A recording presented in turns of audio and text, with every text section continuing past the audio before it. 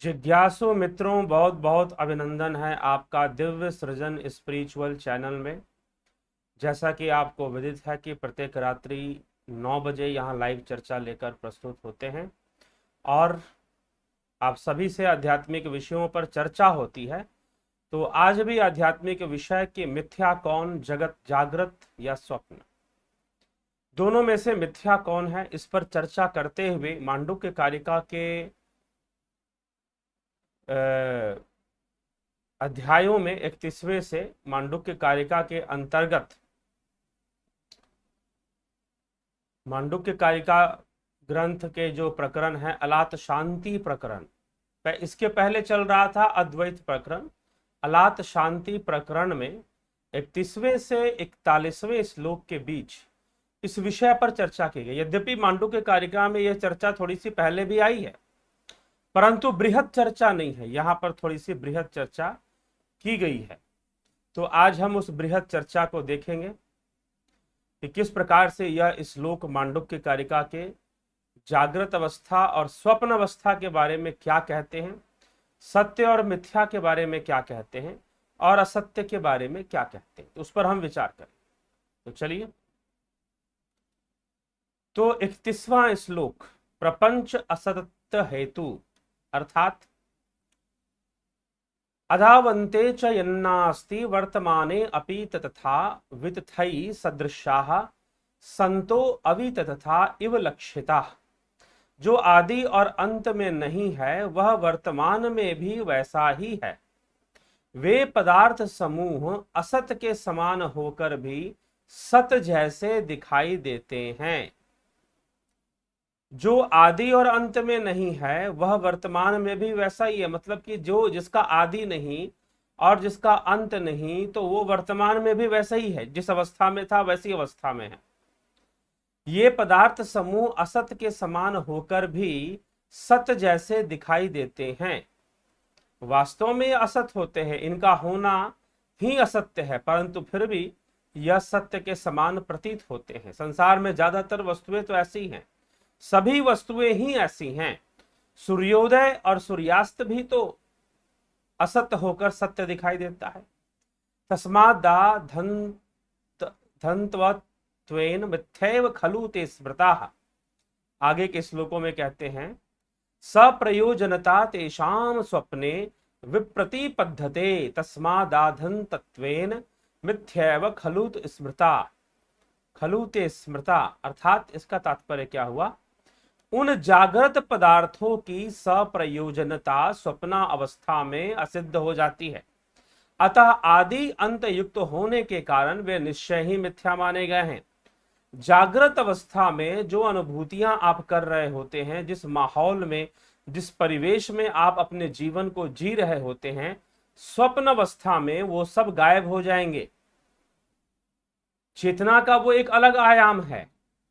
जागृत अवस्था इंद्रियों के माध्यम से, चर्म इंद्रियों के माध्यम से, चर्म चक्षुओं के माध्यम से, कानों के माध्यम से जो आप देख सुन रहे हैं और जिस जगत का अनुभव कर रहे हैं, स्वप्न जगत में वो नहीं रहेगा। तो स्वप्न जगत के संदर्भ में यह जो जगत है जिसे आप अपने इन चरम चक्षुओं से देखते हैं, कानों से सुनते हैं, ठीक अनुभव करते हैं, तो स्वप्न के जगत में आप ही तो हैं जो स्वप्न देख रहा है, कोई दूसरा तो नहीं है, आप ही है ना। तो स्वप्न जब आप देख रहे हैं तो आप ही का जो जागृत जगत था वो वहां पर नहीं रहता, कुछ और जगत ही वहां आ जाता है। अतः आदि अंत युक्त होने के कारण वे निश्चय ही मिथ्या हैं, क्योंकि उनका आदि भी है और अंत भी है। अब आगे कहा जा रहा है, सर्वे धर्मा मृपा स्वप्ने कायस्यांतरिर्दर्शनात् संवृते अस्मिन प्रदेशे वै भूतानाम दर्शनम कुतः। अर्थात जबकि शरीर के भीतर देखे जाने के कारण स्वप्न अवस्था में सभी पदार्थ मिथ्या हैं, तो इस संकुचित स्थान में निर्वकाश ब्रह्म में ही भूतों का दर्शन कैसे हो सकता है?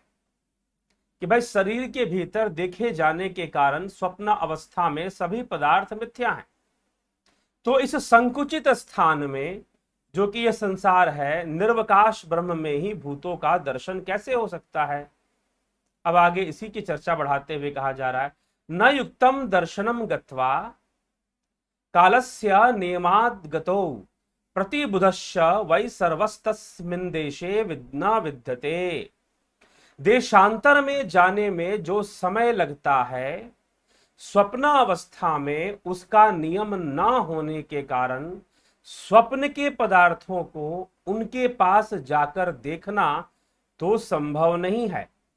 इसके सिवा जागने पर भी कोई उस देश में नहीं रहता। न युक्तम दर्शनम गत्वा कालस्या नियमाद गतौ प्रतिबुधश्च वै सर्वस्तस्मिन् देशे न विद्यते। देशांतर में जाने में जो समय लगता है, स्वप्न अवस्था में जाने में, कहने का मतलब यह है, देशांतर यहां पर शब्द प्रयोग किया गया है जो चेतना के आयाम बदल रहे हैं। एक अवस्था से दूसरे अवस्था में जाने में जो समय लग रहा है, जागृत से निद्रा स्वप्ना में जो जाने में समय लग रहा है, उसके लिए कहा जा रहा है। ठीक है, तो देशांतर में जाने में जो समय लगता है उसका नियम ना होने के कारण स्वप्न के पदार्थों को उनके पास जाकर देखना तो संभव नहीं है। इसके सिवा जागने पर भी कोई उस देश में नहीं रहता। मान लीजिए कि सपने में आपने कुछ देखा, कोई सुंदर सा महल देखा आपने सपने में। जब आप स्वप्न में थे तो उसे देख रहे थे, उस महल में आप घूम रहे थे, उसका अनुभव प्राप्त कर रहे थे कि आप एक सुंदर से महल में, भव्य महल के अंदर आप घूम रहे हो स्वप्न के अंदर।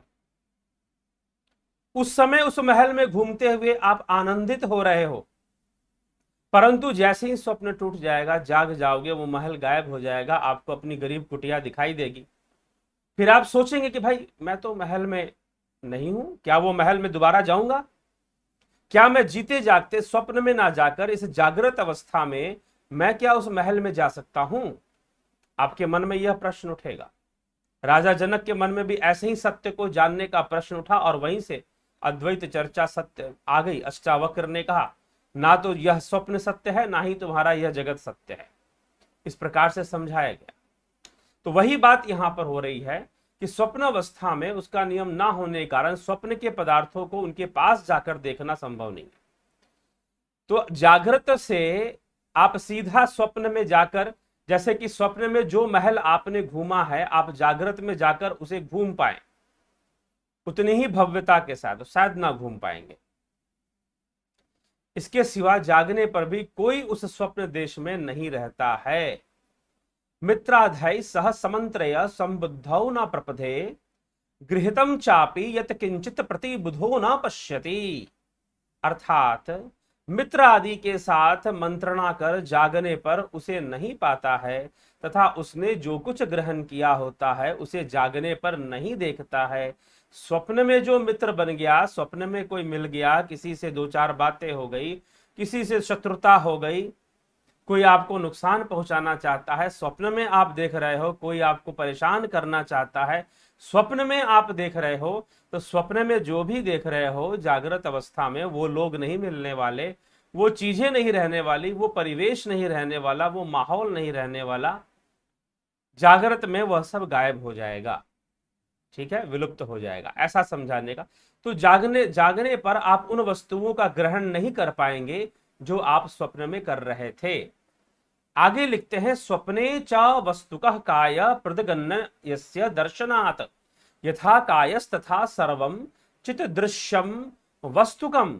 स्वप्न में जो शरीर होता है वह भी अवस्तु है, क्योंकि उससे भिन्न एक दूसरा शरीर देखा जाता है। जैसा वह शरीर है वैसा ही संपूर्ण जगत चित्त दृश्य अवस्तु रूप है।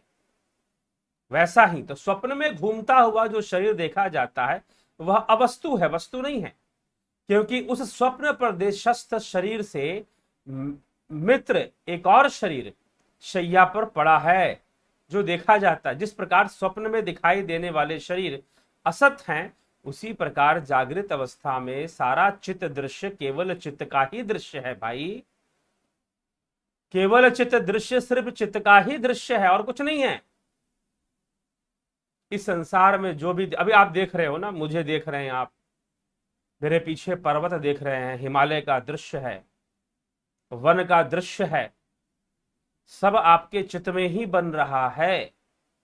मेरे ही चित्त में भी ऐसा, मेरे चित्त में भी वैसा ही बन रहा है, इसलिए मैं आपको यहां बैठे बैठे बता रहा हूं कि भाई आप ऐसा ऐसा देख रहे हैं, पर्वत देख रहे हैं पीछे मेरे, हिमालय का दृश्य। तो ये सब एक दृश्य जो चित्त में बन रहा है।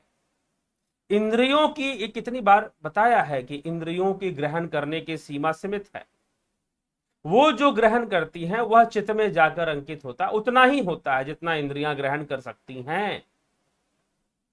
तो इसी कारण इंद्रियों की सीमा के अनुसार और इंद्रियों की बनावट के अनुसार ही चीजें दिखाई और सुनाई देती हैं। तो यह चित्त में बनने वाला दृश्य मात्र चित्त का दृश्य है वो।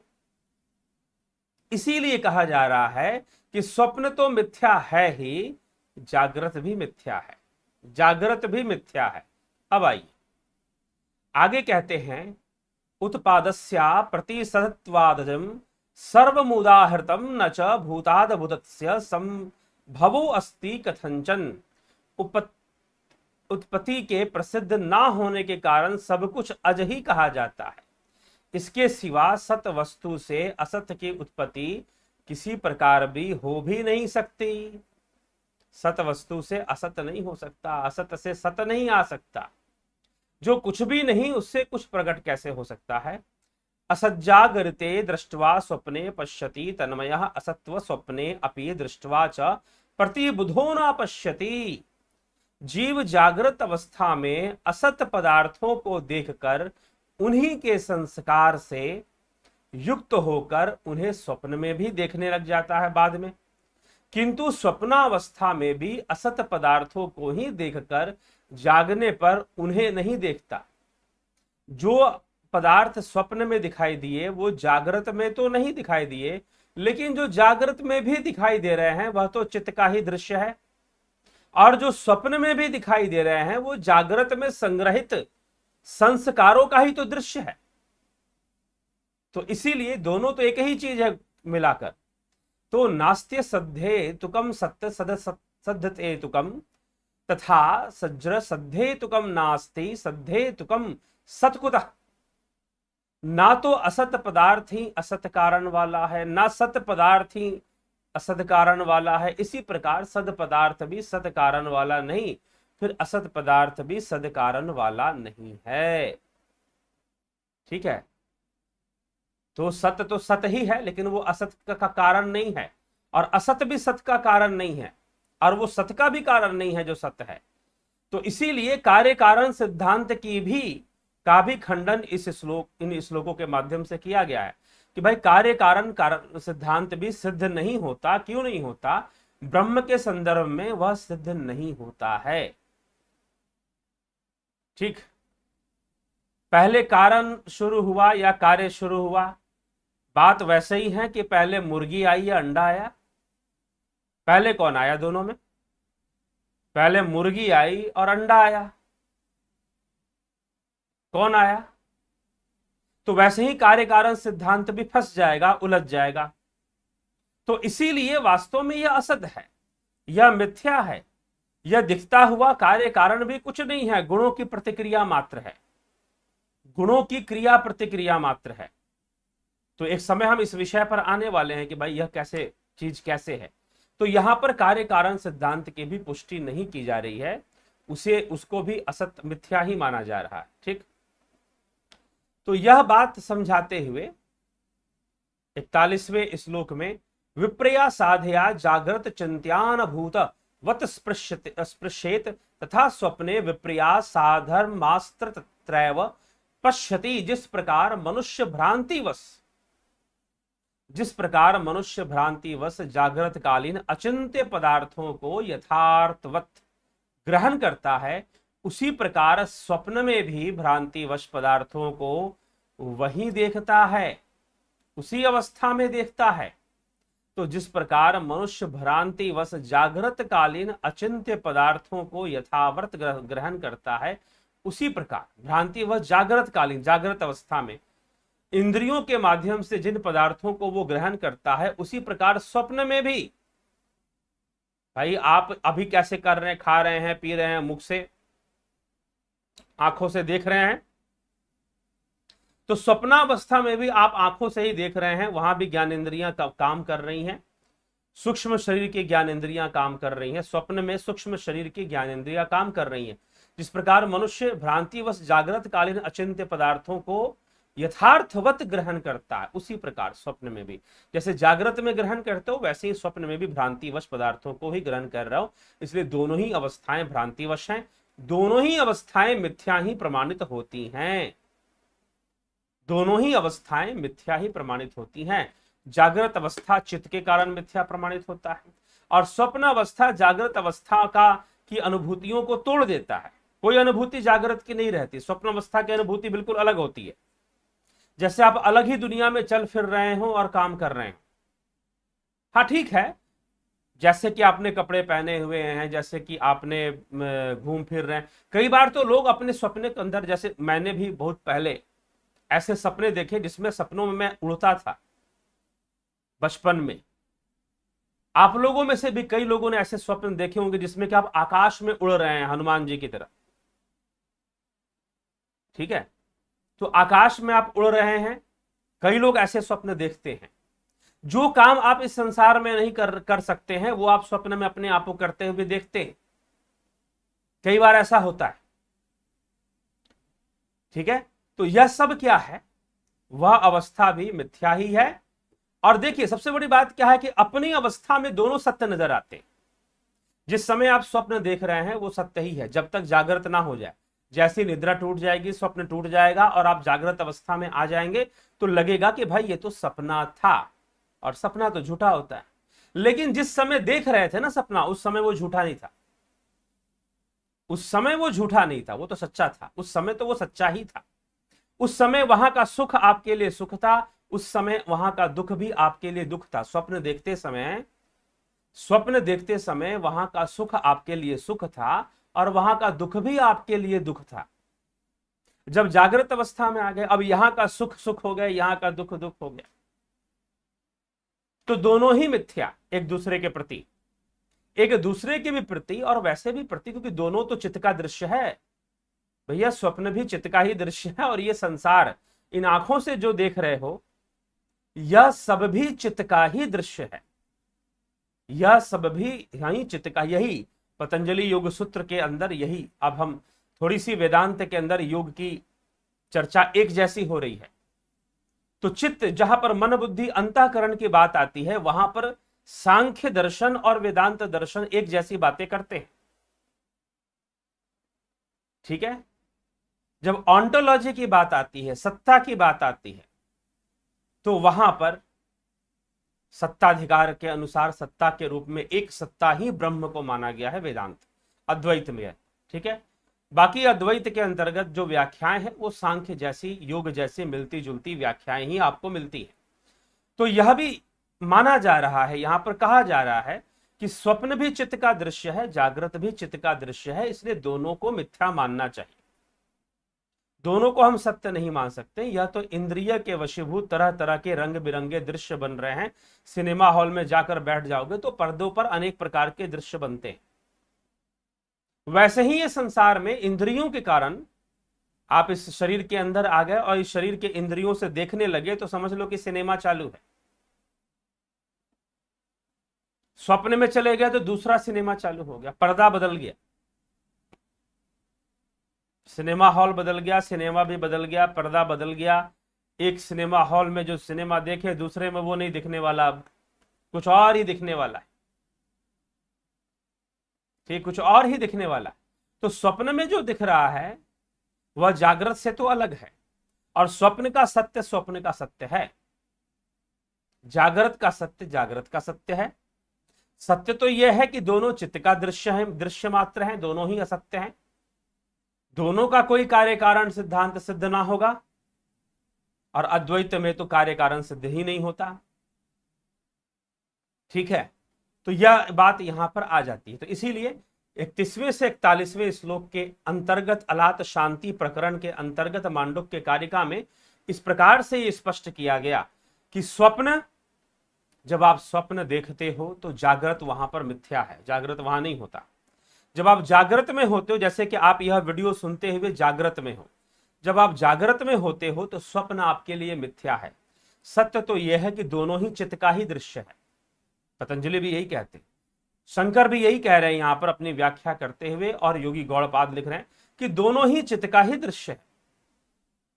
दोनों तो चित्त का ही दृश्य है, इसलिए दोनों ही मिथ्या है। सत्य तो यह है कि दोनों ही नहीं है, दोनों ही नहीं है।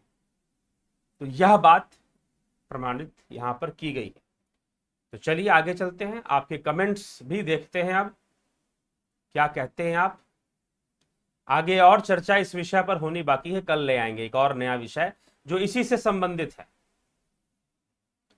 वैजनाथ कुशवाहा जी, सतसता नमन जी, अपूर्व विश्वकर्मा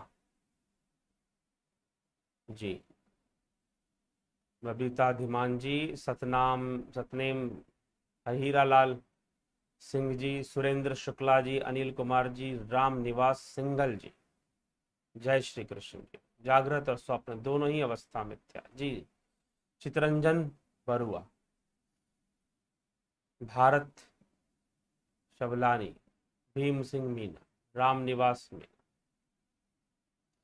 माधुरी कोले जी अभिनंदन आपका, प्रताप विश्नोई जी अभिनंदन, अनीता राजगढ़िया जी अभिनंदन, योगेंद्र पंडित जी, Sadashiv Shette ji, Haridhin Sa ji, Navjyoti Yogi of my brother, okay my brother, Navjyoti Haridhin Sa, Baldau नाथ योगी, ज्योति दत्ता जी, ओम नमः शिवाय, जगत नारायण जी, रूपलाल जी, अमित कुमार जी, वर्षा सचदेव जी, सबका बहुत बहुत अभिनंदन। अजित भाई पटेल जी, सत्यमेव जयते, जी हाँ सत्यमेव जयते, इस पर चर्चा हमने की है, मुंडको उपनिषद से लिया गया है सत्यमेव जयते।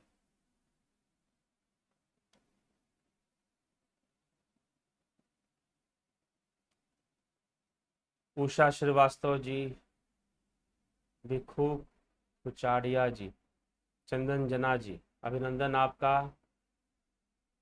शर्मानंद पंडित जी, जगदीश लाल जी, मनीष पटेल जी, कमल प्रजापति जी, कमलेश उपाध्याय जी, नीति सिन्हा जी, जयंती भाई पटेल जी, अभिनंदन आपका। गुरुजी, आसन से उठने के बाद शरीर दर्द करता है, क्या कारण है? कृपया, अभ्यास की कमी है। आसन से उठने के बाद शरीर थोड़ा दर्द करता है, अभ्यास की कुछ कमियों के कारण भी दर्द करता है। और कई बार जब हम साधना कर रहे होते हैं, ध्यान कर रहे होते हैं, तो कई बार हम अपने शरीर को काफी स्थिर रखे होते हैं, और कई बार हम शरीर से मन हट भी जाता है। ध्यान करते करते शरीर जैसे शून्य पड़ रहा है। आज किसी ने पूछा, मुझे पता नहीं किसने पूछा, प्रश्न किया, शायद आप ही रहे होंगे, कमल प्रजापति जी या कोई रहा होगा, व्हाट्सएप पर मैसेज करके पूछा, मैं ध्यान करता हूं, साधना करता हूं, तो मेरा शरीर शून्य पड़ जाता है, क्या इसमें कोई गड़बड़ी तो नहीं है? ठीक है, संभवतः अभिषेक जी हैं कोई, उन्होंने पूछा था कि मेरा शरीर शून्य पड़ जाता है तो क्या उससे कोई दिक्कत तो नहीं आएगी मुझे? कोई दिक्कत नहीं, कोई दिक्कत नहीं आएगी, अच्छी बात है। शरीर शून्य पड़ जाता है तो कई बार जब आप बाहर उठते हैं तो कई बार तो आपको ऐसा लगेगा, यद्यपि आप ध्यान की अवस्था में बड़े सचेत रहते हैं, लेकिन फिर भी जब अपनी आंखें खोलेंगे तो जैसे हम नींद से उठते हैं वैसा भी एक फीलिंग आता है, और एक अंगड़ाई से भी आदमी लेता है, क्योंकि शरीर थम सा जाता है, शरीर जो है स्थिर हो जाता है और शून्य होने लग जाता है, हाथ पैर जैसे शून्य पड़ रहे हो ऐसा अनुभूति होने लग जाती है। ठीक है, तो कई लोग ऐसा प्रश्न करते भी हैं, तो निश्चय ही वैसे प्रश्नों का उनको उत्तर भी दिया जाता है। तो यह आप अच्छे से समझकर चलें। तो दर्द भी करता है, अभ्यास की कमी और कई चीजें। दर्द किस प्रकार का दर्द है, व्यक्तिगत रूप से आप पूछे तो जरूर बताएंगे कि वास्तव में, क्योंकि दर्द कई कारणों से हो सकता है।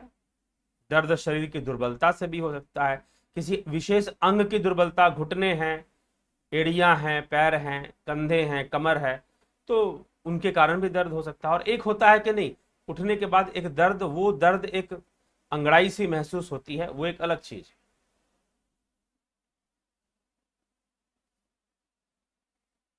आनंद ठाकुर, घेमर भाई चौधरी, किरण शर्मा जी, प्रताप विश्नोई जी, अफंता प्रोडक्शन जी, प्रताप विश्नोई, तूरिया स्थिति पर, अफंता प्रोडक्शन नेपाल, प्रिंस राठी नमस्ते, तुरिया स्थिति पर प्रकाश डाला हुआ है जी। कई वीडियो, 2 वीडियो हैं तुरियावस्था के ऊपर मुख्य रूप से।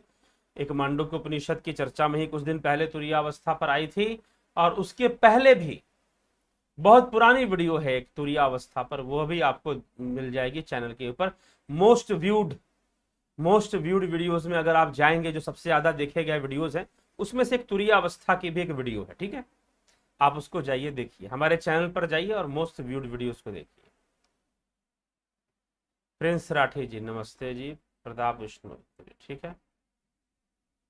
ध्यान में जो घबराहट होती है उसका कोई निदान, ध्यान में जो घबराहट होती है उसका निदान तो है, लेकिन घबराहट होती क्यों है, होनी तो नहीं चाहिए। अगर सही विधि से आप ध्यान कर रहे हैं, सही तरीके से ध्यान कर रहे हैं, तो घबराहट नहीं हो। क्यों घबराहट हो, स्थिरता आएगी, ठीक है, स्थिरता आएगी, घबराहट नहीं होगी, ठीक।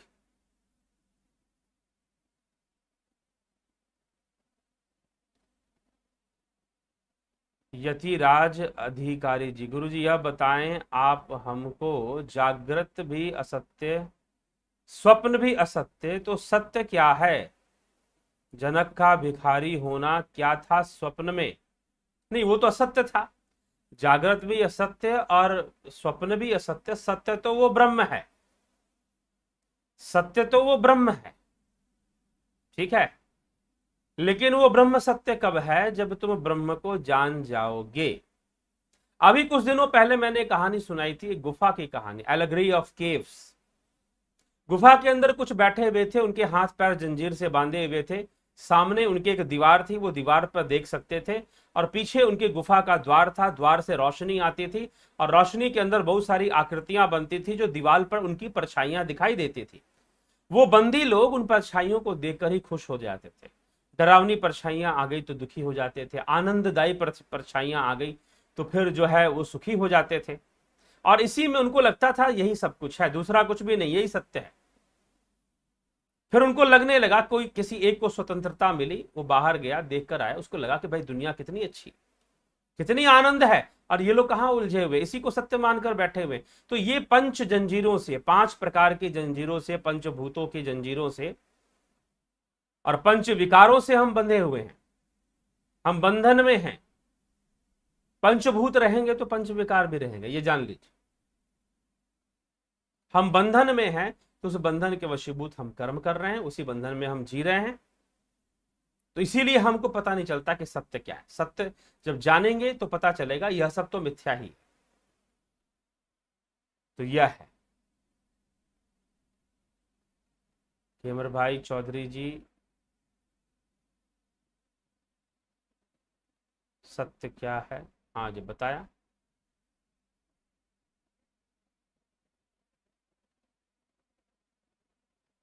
गत रामायण पर कुछ बोले, बोलते रहते रामायण पर।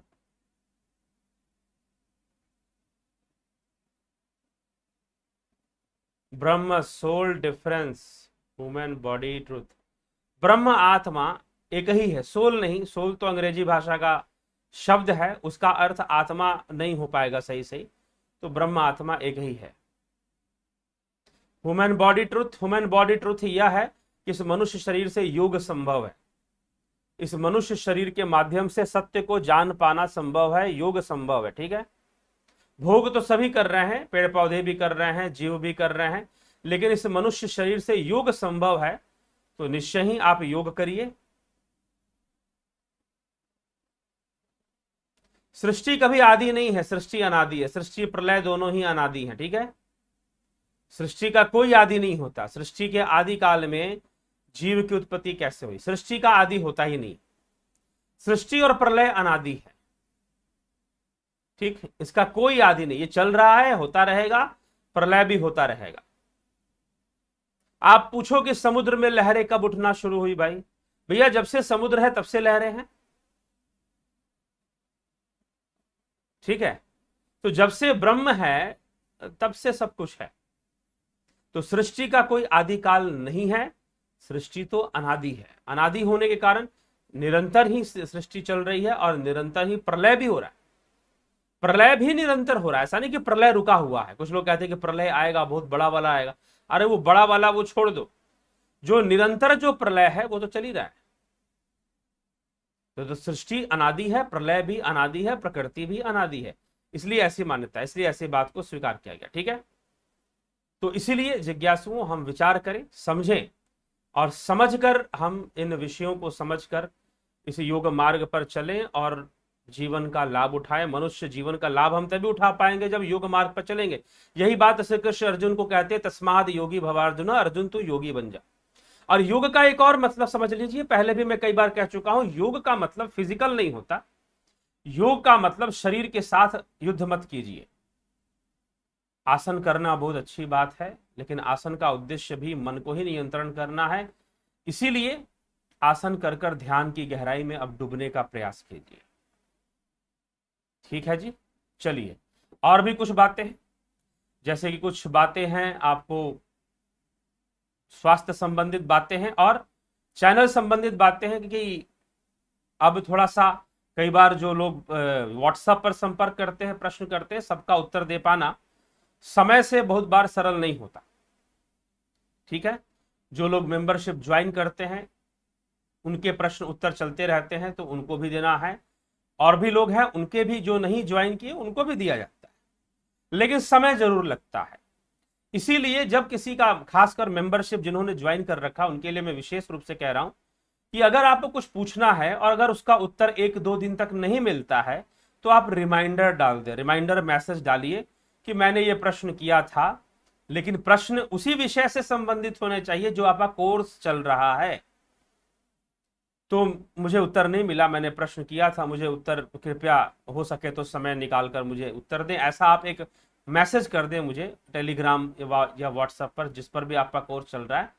तो आप मैसेज कर देंगे तो निश्चय ही फिर मैं मैसेज पर आपको बता दूंगा, आ जाऊंगा और आकर बता दूंगा कि हाँ क्या करना, याद आ जाएगा मुझे। हाँ, इन व्यक्ति ने पूछा था मेंबरशिप वीडियोस के लिए भी, मान लो कि आपके 9 वीडियोस कंप्लीट हो गए, आपने मैसेज डाला कि भाई मेरे 9 वीडियोस कंप्लीट हो गए, मुझे आगे वाला भेजिए, तो आगे वाला हम भेज देंगे, लेकिन अगर 2 दिन तक ना आए तो आप दोबारा रिमाइंडर डाल दीजिए, रिमाइंडिंग मैसेज दोबारा आप डाल दीजिए। ठीक है, तो थोड़ा आपको ये करना पड़ेगा साथ देने के लिए। इसीलिए विचार किया जा रहा है कि अब जो क्लासेस चलेंगी, अब जो कोर्सेस चल रही थी साधना की, अब वो टाइम उसका फिक्स करना पड़ेगा। एक साथ ग्रुप क्लासेस चलेंगी। ठीक है, थोड़ा सा अमित शर्मा जी मोपला सीरीज शुरू कीजिए। मोपला सीरीज चल रहा था, बीच में गैपिंग हो गया था, उसके ऊपर 2-3 वीडियोस आने बाकी हैं, वो आ जाएंगे। वो पूरी कोशिश है कि वो कल तक जो वीडियोस हैं वो आ जाएंगे। 2 वीडियोस उसमें और आने बाकी हैं, और भी कुछ चीजें हम लाने वाले हैं, शुरू करने वाले हैं, वो सब भी हम देखेंगे, उसको भी हम देखेंगे।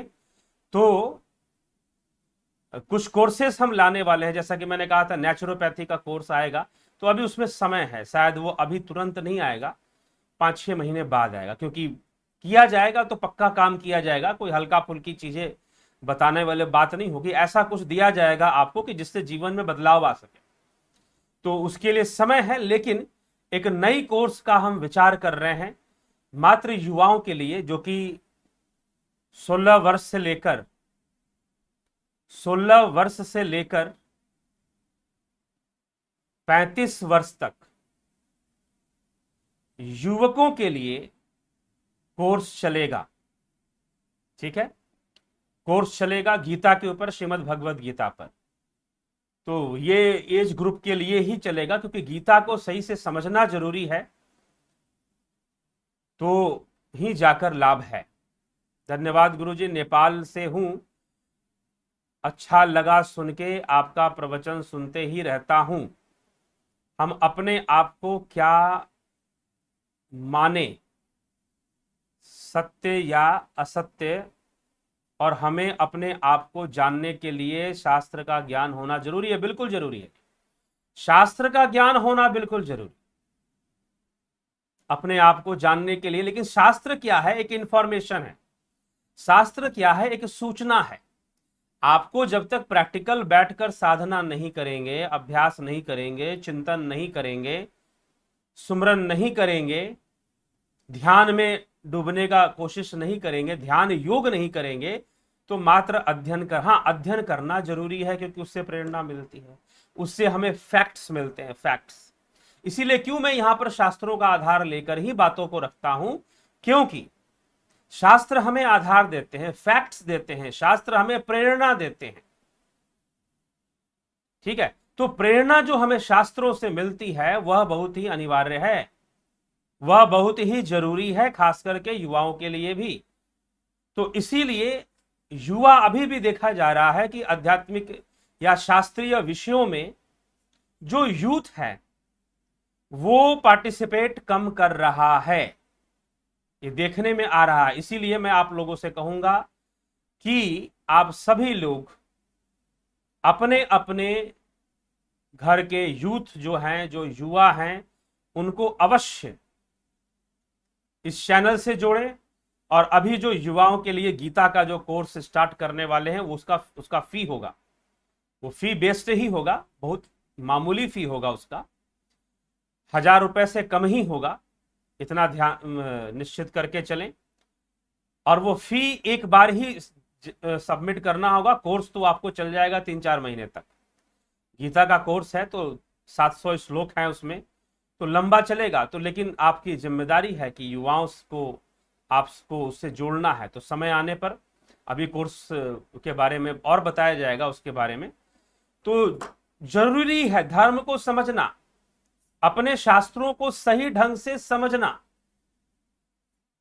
ठीक है, उसमें क्या तत्व है, योग क्या है, भोग क्या है, साधना क्या है, वासना क्या है, ये सारी बातें समझनी बहुत ही जरूरी है, नितांत आवश्यक है। ठीक है, इसलिए यूथ के लिए बस एक समस्या यहां पर यह है, पहले भी कोई कोर्स ऐसे हम लोग कभी कोई किसी के साथ, किसी ने मुझे कहा था कि आप हमारे साथ कोई कोर्स करवाइए, तो वहां पर कुछ दिक्कतें आ गई थी। तो एक प्रॉब्लम हमारे सामने रहता है, वह यह रहता है कि ग्रुप कोर्सेस चलाने में लोग एक दूसरे से कई बार पर्सनल कांटेक्ट बनाते हैं, तो थोड़ी सी वहां पर दिक्कत आती है। तो चलिए कोई बात नहीं, उस दिक्कत को भी दूर किया जाएगा और युवाओं के लिए एक कोर्स जो है जरूर लाया जाएगा, श्रीमद् भगवद गीता पे आधारित। तो संभवतः उसमें ऐसा हो सकता है कि युवाओं के लिए अलग सेशन होगा, युवतियों के लिए मतलब महिलाओं के लिए अलग सेशन, और युवाओं के लिए, जेंट्स के लिए अलग सेशन, ऐसा भी करने का विचार है। ठीक, तो आप सभी लोग जरूर जरूर इसका लाभ उठाएं, जुड़ें और इसका लाभ उठाएं। कब से शुरू होगा आपको बता देंगे। रही बात जुपिटर और मेंबरशिप की जो क्लासेस हैं, वो अभी अब ग्रुप में चलनी शुरू होंगी, क्योंकि लोगों की संख्या बढ़ रही है, ज्वाइन करने वालों की संख्या बढ़ रही है। तो उसका ध्यान रखते हुए अब ग्रुप में वीडियोस तो वही रहेंगी, लेकिन साथ साथ लाइव सेशन भी चलेगा, दोनों चलेगा, लाइव सेशन भी चलेगा और वीडियोस भी वही रहेंगे। ठीक है, क्योंकि देखिए वीडियोस के थ्रू जो दोनों मिक्स कर चलेगा। पहले हमने सोचा था कि सिर्फ लाइव करेंगे, सिर्फ लाइव में पूरा सन मेंबरशिप और जुपिटर मेंबरशिप की क्लासेस चलेंगे, वीडियोस नहीं देंगे। तो लाइव जो कोर्सेस चलती हैं उसमें कई पॉइंट्स छूट जाते हैं, कई बातें उसमें छूटती चली जाती है। ठीक है, क्योंकि उसमें डिस्कशन चलता है, चर्चा चलती है, और जो एक प्लान्ड वे में एक वीडियो बनाई जाती है उसमें सारे पॉइंट्स पहले से ध्यान में रखते हुए, नोट करते हुए उन वीडियोस को बनाया जाता है। तो दोनों का अपना अपना बहुत बड़ा इंपॉर्टेंस है। कई बार लाइव में वो पॉइंट्स छूट जाते हैं जो कि वीडियो में मिल सकते हैं।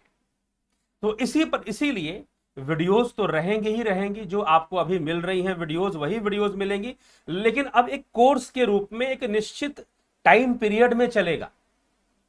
ठीक है, अब क्या हो, अभी तक क्या हो रहा था कि भाई लोग जो है, अब मैंने 9 वीडियोस भेज दी, अब संख्या इतनी बढ़ गई है कुछ लोगों की, इतनी इतनी बढ़ गई, बहुत ज्यादा भी नहीं बढ़ गई लेकिन फिर भी बढ़ी हुई है, तो मैं भूल जाता हूं कि भाई किसने ज्वाइन किया किसने नहीं ज्वाइन किया। 9 वीडियोस भेज दिए, महीना भर हो गया, भाई साहब को ने 9 वीडियोस देखे नहीं देखे, प्रैक्टिस किए नहीं किए, पता नहीं चल रहा है, कहां गायब हो गए पता ही नहीं चल रहा है। ठीक है, तो ये अच्छा नहीं लगता है कि भाई आप शुल्क भी देते हो और गंभीरता से कुछ करते भी नहीं हो, और फिर संख्या बढ़ जाती है तो फिर नोट डाउन करके वैसे रखने का प्रयास किया जाता है, लेकिन अलग अलग टाइम पे अलग अलग तरीके से लोग ज्वाइनिंग करते हैं, तो उसमें थोड़ी सी अब दिक्कत महसूस आ रही है। इसीलिए अब कोर्सेज की डेट फिक्स होगी, ठीक ना, कि इस डेट पर सन की कोर्स, सन या जुपिटर दोनों लगभग एक ही कोर्स है, जुपिटर में हीलिंग टेक्निक्स जोड़ दी गई। ठीक है, तो आपको ये कोर्सेस जो हैं अब टाइम फिक्स टाइम से चलेंगे ही चलेंगे, ग्रुप में चलेंगे एक साथ। डेट जिस दिन दिया जाएगा, आपने उस डेट के पहले जितने लोगों को ज्वाइन करना है ज्वाइन कर ले।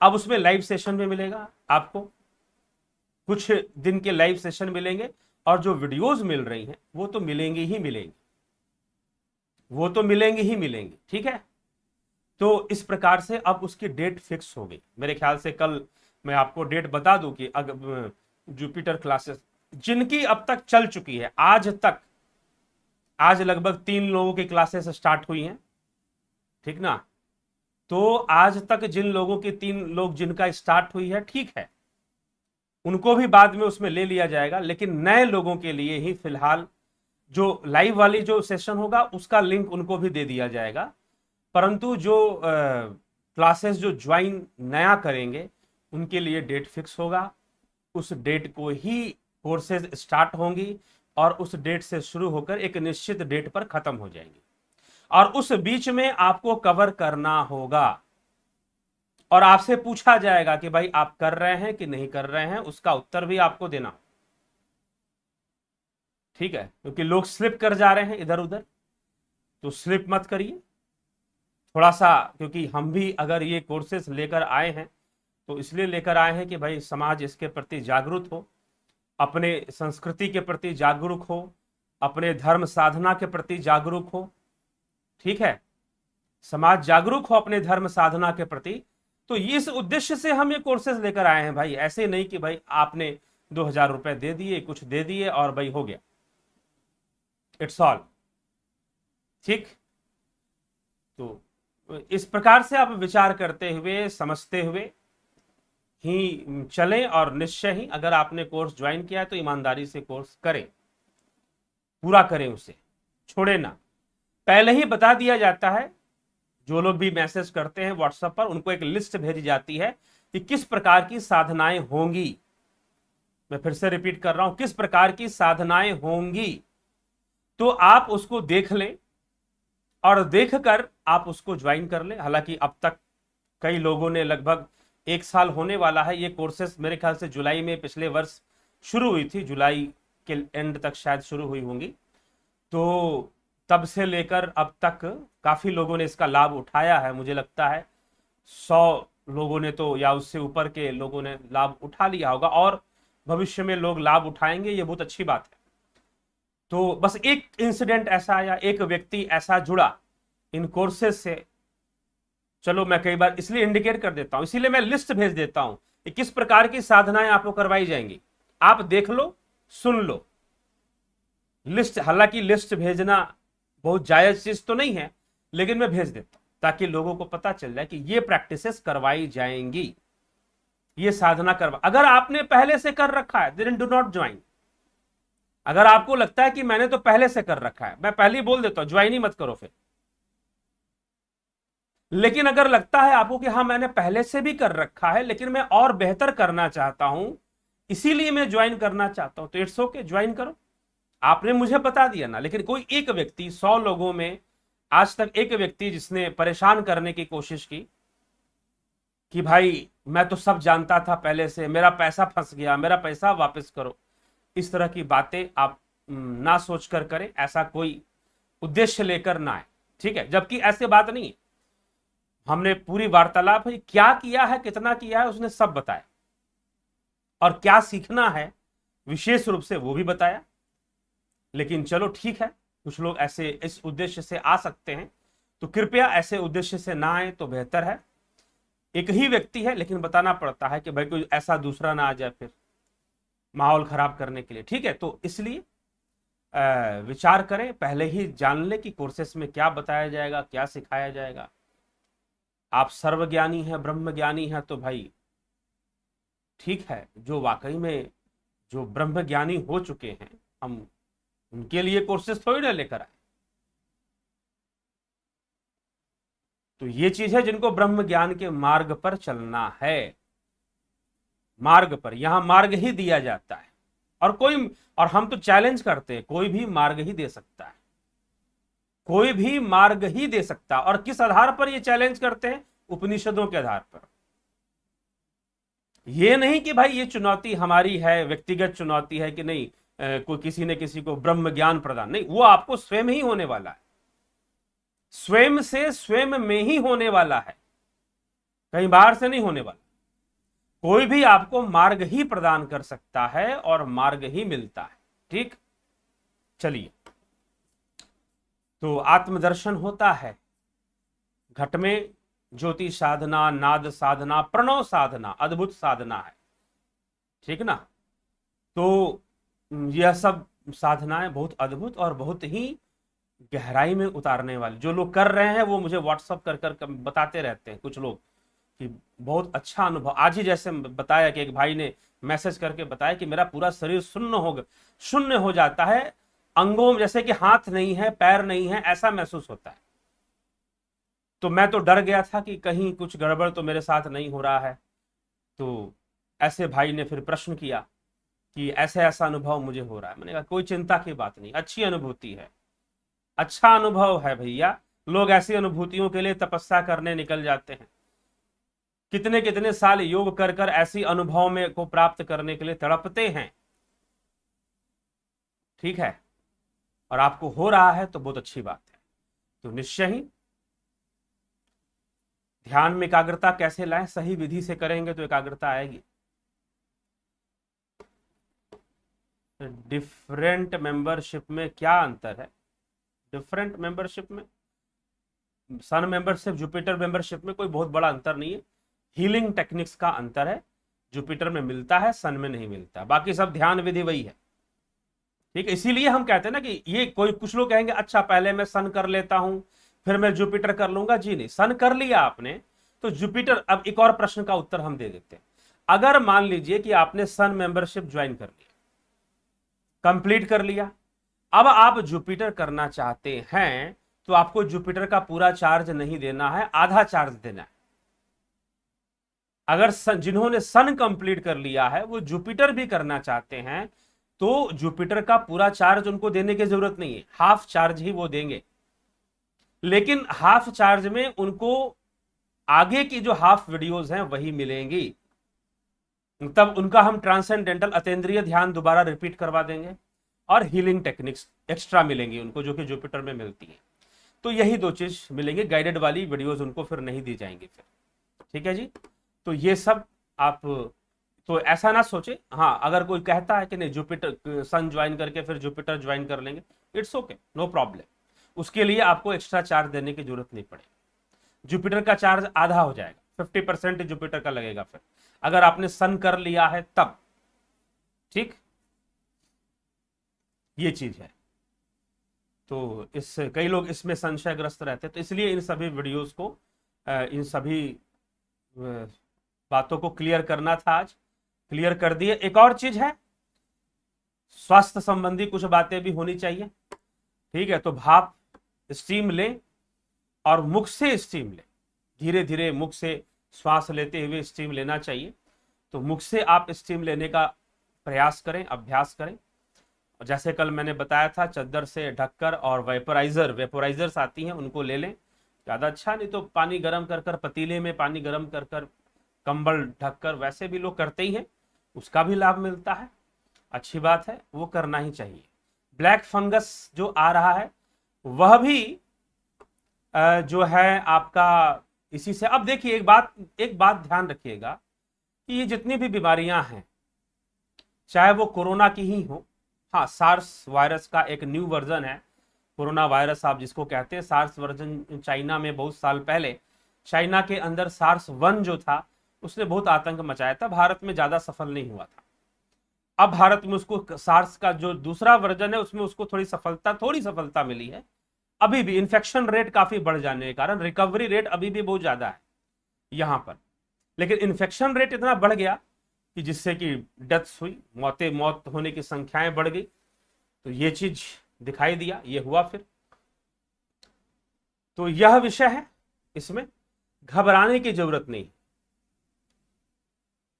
डरने की जरूरत नहीं है, कोई नई बीमारियां नहीं है, सब आप इससे निपटना जानते हैं, चाहे वो ब्लैक फंगस हो, व्हाइट फंगस हो, डरने घबराने की आवश्यकता नहीं है। कुल मिलाकर होता क्या है सुनिए, आपकी इम्यूनिटी पावर पिज्जा बर्गर खाकर, गलत खाना खाना, गलत तरीके से रहन सहन, स्वास्थ्य पर ध्यान नहीं देना, आयुर्वेद से दूरी, योग से दूरी, ठीक है, फिल्मों से नजदीकी, और गलत खान पान, रेस्टोरेंट और बाहर के खाने पीने से नजदीकी होना, तो इन सब ने आपकी इम्यूनिटी पावर को कमजोर कर दिया, तो कोरोना असर कर जाता है। अब कोरोना जब आ जाता है तो वो जो बची खुची इम्यूनिटी पावर है ना उसको भी कंज्यूम कर जाता है, आपकी पूरी एंटीबॉडीज को वो इंगेज कर देता है। तो आपकी जो बची खुची जो इम्यूनिटी पावर है शरीर में, उसको कोरोना ने क्या किया, कमजोर कर दिया, खा गया उसे वो। और जब एंटीबॉडीज बहुत कमजोर पड़ गई, कोरोना के कारण कमजोर पड़ गई, तो दूसरी बीमारियों को भी घर मिलता है, फिर दूसरी बीमारियों को भी घर मिलना शुरू हो जाता है जी। बस यही समस्या है, और इसी कारण से ब्लैक फंगस आ रहा है, कोई बहुत बड़ी चीज नहीं है। भाप लेते रहें, अपनी इम्यूनिटी पावर का ध्यान रखें, आंवले का सेवन निरंतर करते रहें, आंवले का जूस पिए, जिस भी कंपनी का ले लें, जहां से भी मिलता है, डाबर का, पतंजलि, कहां से भी जो अच्छा लगता है आप वहां से लें। और आंवले का vitamin C, vitamin D, vitamin E, इन सब की मात्राओं को शरीर में कम ना होने दें। हरी साग सब्जियां खाएं, यौगिक क्रियाएं करें, यौगिक क्रियाएं आप जरूर जरूर करें, पेट को साफ रखें, ठीक है। पेट को साफ रखने के लिए कई क्रियाएं होती हैं, पित्त विकार से भी थोड़ा बचे, कफ विकार से बचे, वमन कुंजल आदि क्रियाएं करें। बस्ती की क्रिया होती है, एनिमा लेना जिसको कहते हैं, बस्ती जिसको कहा जाता है, बस्ती की क्रिया, वो आंतों को साफ करने के लिए, बड़ी आंत को साफ करने के लिए बहुत ही अच्छी होती है। बड़ी आंत को साफ करने के लिए, आपकी जो बिग इंटेस्टाइन है, देखिए इंटेस्टाइन को साफ रखना बहुत जरूरी है, क्योंकि आपके मन के साथ इसका रिलेशन होता है। अगर इंटेस्टाइन में प्रॉब्लम होगा, डिप्रेशन होगा, कैंसर होगा, बहुत सारी बीमारियों का घर है आपकी आंतें, जहां पर आपका, जहां कब्ज होती है, कब्ज कहां पर होती है, आंतों में होती है, और खासकर बड़ी आंत में होने की संभावना सबसे अधिक होती है, क्योंकि जो बड़ी आंत होती है उसका साइज बहुत बड़ा होता है, और दूसरा कि वो अगेंस्ट ग्रेविटी उसकी आकृति बनती है, मतलब ऐसे कर कर ऊपर की ओर भोजन जाता है, तो वहां पर खाना उलझने का बहुत ज्यादा चांस होता है। तो उसके लिए एक बहुत अच्छी क्रिया होती है, और वो क्रिया होती है बस्ती। बस्ती किया करें, अंग्रेजी में उसको आजकल एनिमा कहते हैं, एनिमा की क्रिया, एनिमा किट आता है, एक एनिमा किट ले लें, और अपने बड़ी आंत की सफाई उसके द्वारा हो जाती है, ठीक है। तो मैं कोशिश करूंगा कि एनिमा किट मेरे पास है, तो अभी मैं साथ में यहां पर वीडियो लाइव करते हुए लेकर बैठा हुआ नहीं हूं, नहीं तो मैं आपको दिखाता कि पूरा उसमें कैसे कैसे पाइप्स होती हैं और कैसे उसका यूज किया जाता है, जिससे कि हम अपनी बड़ी आंत की सफाई कर सके। कोशिश करता हूं कि कल के लाइव में एनिमा किट के बारे में आपको बताऊंगा, उसका डिमॉन्स्ट्रेशन, क्या मतलब कि एक उसको दिखाऊंगा कि किट कैसा होता है और कैसे काम करता है, कैसे उसका उपयोग लेना चाहिए। तो जो लोग नेचुरोपैथी या आयुर्वेद से जुड़े होंगे वो तो जानते होंगे बस्ती के बारे में, वमन के बारे में, ठीक है।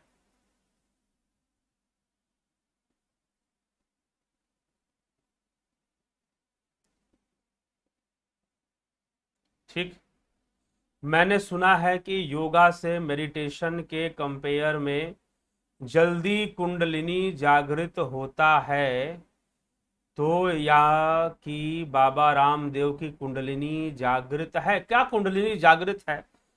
बाहर से आप इसको कैसे पकड़ते हैं? क्या किसी को मान लिया जाए कुंडलिनी जागृत है?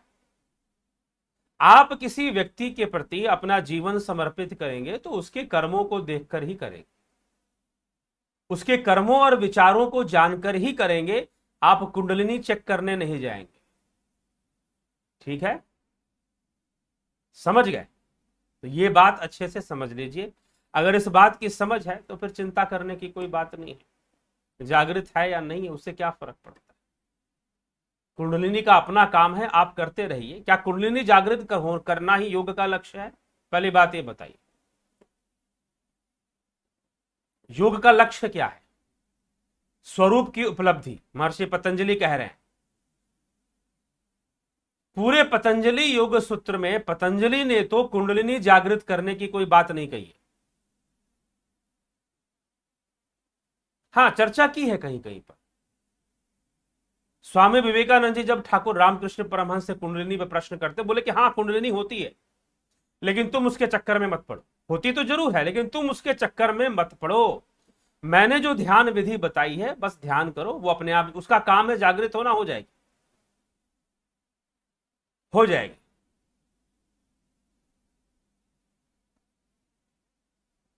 ठीक है, तो ये चीजें हैं। तो यही है, विचार करें और विचार करते हुए निश्चय ही लाभ उठाएं, और लाभ उठाएं और इसका अभ्यास करें। ठीक, चलो जी, विराम देते हैं इसी के साथ।